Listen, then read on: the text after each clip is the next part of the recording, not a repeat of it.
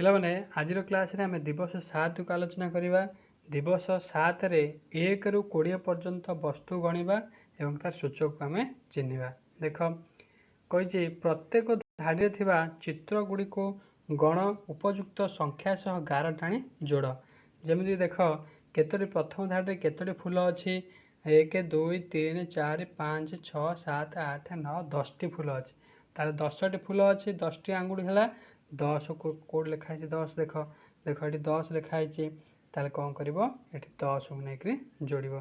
ସେଭଳି ଆମ୍ବ କେତୋଟି ଅଛି କ'ଣ 1 2 3 4 5 6 7 8 9 10 11 12 12ଟି ଆମ୍ବ ଅଛି। ପ୍ରଥମ ସଂଖ୍ୟାରେ କ'ଣ କରିବ 12 ନେଇକରି ଲଗେଇବ। ବୁଝିପାରିଲ ନାହିଁ? ଏଇଭଳି ଚିତ୍ରକୁ ଗଣିକିରି ସଂଖ୍ୟାରେ ନେଇକି କ'ଣ କରିବ ନା ଯୋଗ କରିବ।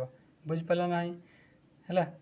ତାପରେ କାର୍ଯ୍ୟଫଳ 7.1 ଦେଖ କାର୍ଯ୍ୟଫଳ 7.1 କହୁଛି ଉପଯୁକ୍ତ ସଂଖ୍ୟା ଲେଖି ଖାଲି ଘର ପୂରଣ କର। ଯେମିତିକି 1 2 3 ତାହେଲେ କ'ଣ ଦେଖୁଛ ଏଠି ନା 1 1 1 1 ଏଠି ବଢ଼ି ବଢ଼ି ଯାଉଛି। ତାହେଲେ କ'ଣ କରିବ ସେଇ କ୍ରମରେ 7 ପର୍ଯ୍ୟନ୍ତ ଲେଖିବ। 3 ପରେ କିଏ ଆସିବ 4 ଆସିବ, 4 ପରେ 5 ଆସିବ, 5 ପରେ 6 ଆସିବ, 6 ପରେ 7 ଆସିବ। ବୁଝିପାରିଲ ନାହିଁ?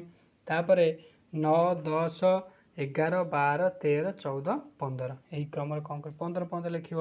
1 1 ଲେଖା ବଢ଼ୁଛି। ବୁଝିପାରିଲ ନାହିଁ? ତାପରେ କହୁଛି ସଂଖ୍ୟା ଗୁଡ଼ିକୁ କ୍ରମାନ୍ୱୟରେ ଯୋଡ଼ି ଚିତ୍ର କର। ଦେଖ ସଂଖ୍ୟା ଗୁଡ଼ିକୁ କ୍ରମାନ୍ୱୟରେ ଯୋଡ଼ିଲେ କେଉଁ ଚିତ୍ରଟି ଏଠି ହେବ 1 ପରେ 2 ଲେଖିବ, 2 ପରେ 3କୁ ଯୋଡ଼ିବ, 3 ପରେ 4କୁ ଯୋଡ଼ିବ। ଏହି କ୍ରମରେ ଯୋଡ଼ିଲେ ଗୋଟିଏ ଭାଲୁ ଚିତ୍ରଟିଏ ଅଙ୍କନ ହୋଇପାରିବ। ବୁଝିପାରିଲ ନାହିଁ ପିଲାମାନେ? ତ ଏଇଟା ଥିଲା ଆମର ଦିବସ 7।